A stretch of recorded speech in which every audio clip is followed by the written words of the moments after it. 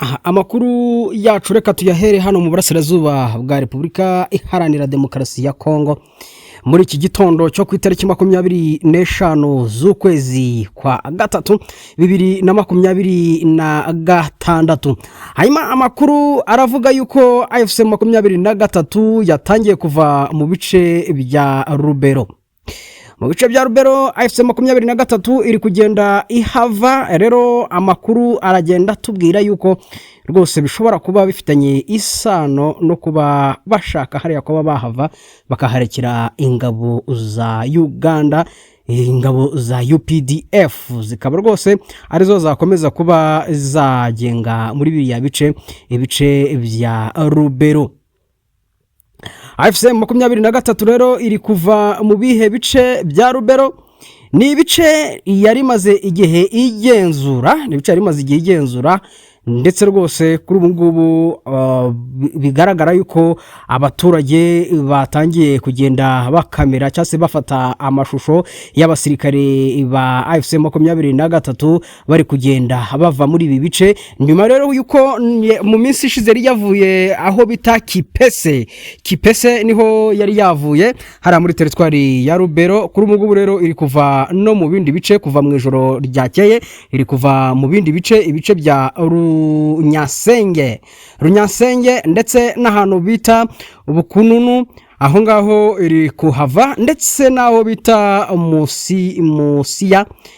Musiya naho iri kuhava, na Katondi, aho hose niho 23 irimo kuva muri ibyo bice. Kuri ubu rero abaturage batangiye gufirima cyangwa se gufata amashusho ya AFC 23 iri kugenda iva muri ibyo bice, bigendeye ku makuru agenda rwose hariya avugwa yuko rwose kuri ubu ngubu batangiye kugenda kugira basigire UPDF cyangwa se basigire ingabo za Uganda abarizo zihava. Gusa amakuru y'abikesha baravuga yuko ngo ibi bintu ngo byabango byaraganiriweho ngo mu nama iheruka ku itariki 17 na 18 ngo muri Amerika hagati y'u Rwanda ndetse na Repubulika Iharanira Demokarasi ya Kongo, ngo mu masezerano ya Washington. Ayo ni amakuru bagenda batangaza gusa, ariko icyo nakubwira nuko AFC 23 buriya ibifite uburyo cyangwa se na strategy igenda iri gukora kugira ngo ibintu bigende neza. Urumva rero ntago yabura kuba yahava niba yanabisabwe, cyangwa se niba arico twakwita repris strategique kugira ngo ibintu bigende neza. Amakuru kandi aragenda avuga yuko Kabunambo isasu ryavugiyeyo mu ijoro ngo ryakoze akantu, abazarendo ndetse na FRDC bikoze n'abacanshuro babo n'abarundi baza gutera M23 maze barabihorera gahoro barabegera maze babakoramo. Ni imirwano itamaze igihe kirekire kuko yamaze nk'iminota mikeya cyane, ariko kandi ngo imirambo yahaguye rwose, imirambo myinshi cyane igeze muri 10 n'ingahe yahaguye. Uko ni imirambo benshi bajye bavuga bati ni imirambo nka 11 cya 12 rwose yarirambara yaho ngaho. Ubwo rero aho ngaho rwose sniper yakoze akazi apfumagura imitwe y'abasirikare. Rero barwanye kandi barwana mu buryo bukomeye, ariko igihe gito cyane. Imirwano kandi iri kubera mu bice bya Masisi kuva mu ijoro ryakeye. Masisi havuzwe imirwano, ni imirwano rwose ikomeye cyane mu bice hariya bya axe ya Nyakigano, mu bice bya Burora, Nzingati ndetse na Gasovu kwidepo, aho hose imirwano yagiye ihabera. Imirwano rero ya Masisi yongeye kubura nyuma y'ibihe rwose bishyitse ku minsi nk'ibyumweru cyangwa se mu gihe kigeze nko mu kwezi. Rwose hari ahantu mu bice bya Nzingati hasa nk'ahatuje, rwose yari hatuje. Wazarendo rero zongeye zirisuganya ziravuga ziti tugomba kurwana urugamba. Kuri ubu rero M23 iri kurwanira hariya mu buryo bukomeye cyane, ndetse rwose ishaka no gusekiriza biriya bice bya Masisi, kuko ni ibice bimaze igihe bitaberamo imirwano. Uriya Wazarendo rero izo nawe urazumva iyo zavuze ziti tuje gutera ziza ari igikundi cyinshi cyane zikaza zaje gutera koko. Hanyuma rero nanone kandi biravuga yuko mu kibaya cya Ruzizi abasirikari biteguye kurwana mu buryo bukomeye cyane. Abasirikare biteguye kurwana ndetse biravugwa yuko rwose haramutse hagize n'ikivugwa cyase n'ikiramuka gikomye rutenderi ahantu imirwano yaba imirwano. Amakuru kandi ava Kinshasa aravuga yuko umudamu wa perezida Felix Tshisekedi ngo yaba yashatse kwatakwa ndetse rwose ngakatakirwa muri hoteli arimo hariya muri Leta Zunze Ubumwe za Amerika muri Washington DC, aho rero ari mu ruzinduko rwawe n'abadamu b'aba perezida batandukanye kuri iyi si, ndetse rwose ni inama bivugwa yuko ngo ishobora kuba izitabirwa n'abandi badamu b'aba perezida bakomeye kandi cyane kuri iyi si. Rero kandi biravuga ko inama yitabiriwe n'umugore wa perezida w'u Burundi nawe yayitabiriye, ariko reka tujye kuri Madamu Nyakeru Tshisekedi ngo washatse kwatakwa muri hoteli. Rero ibi byatangajwe na Patrick Muyaya avuga yuko yabivugiye kuri televiziyo ndetse na radio y'igihugu, avuga yuko ngo bamenye aya makuru yuko hashatswe kwatakwa hoteli cyangwa se hashatse kwatakwa icyumba uyu mubyeyi yararimo. Rero Muyaya ntiyavuze neza niba bashoboye kuba bakwinjiye mu cyumba cya Denise Tshisekedi Nyakeru cyangwa se niba batinjiyemo, gusa aravuga ngo ibi byakozwe ngo n'u Rwanda, ngo birashoboka kuba u Rwanda rufitemo ngo uruhare muri ibi bintu. Rero Kinshasa yamenyereye yuko ibintu byose bizajya biba izajya yikoma u Rwanda muri gahunda zose bateganya, rwose kwikoma u Rwanda byo birimo cyane.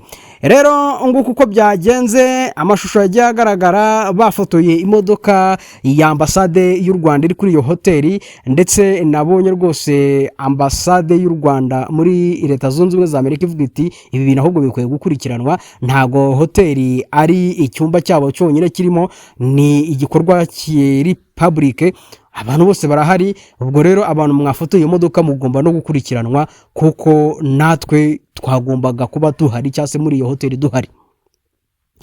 Nguko rero ubwo nuko nguko baravuga yuko rero ubwo abashatse kumwataka batamenyekanye nuko babivuga. Madamu wa perezida w'u Burundi yagize gutya nawe agerayo, ariko yabuze umwakira nk'umuntu ukomeye cyane. Yakiriwe n'abantu batatu bo muri ambasade y'u Burundi muri Amerika, niyo yamwakiriye. Biravugwa rero ko rwose ngo byamubabaje cyane, ariko kimwe na Madamu Denise Tshisekedi Nyakeru nawe ngo nago yakiriwe. Rero ibyo byose ni bigaragaza yuko ngo kwakirwa kwa bari abantu cyase kutakirwa neza kwa bari abantu byateje urunturuntu. Ariko kandi amakuru avuga yuko ambasade y'u Rwanda muri Leta Zunze Ubumwe za Amerika yatangaje ko ngo hari ushinzwe umutekano, ushinzwe kurinda umwe mu banyacyubahiro b'u Rwanda uri muri Amerika, ngo wasagarariwe cyane n'abashinzwe gucunga umutekano w'umugore wa perezida Felix Tshisekedi. Rero ahangaha ni i Washington ho byabereye muri iriya hoteli yaberemo iriya saga. Iyi ambasade yemeje ko aya makuru mu butumwa yanditse kuri X igira iti umwe mu bagize itsinda ry'abashinzwe umutekano barinda umunyakibuhero w'u Rwanda wari ucumbikiwe muri hoteli y'i Washington DC yisanze ahuye bitunguranye n'abashinzwe umutekano ba delegation ya leta ya Repubulika Iharanira Demokarasi ya Kongo muri koridori ya hoteli ikoreshwa n'abashyitsi bose.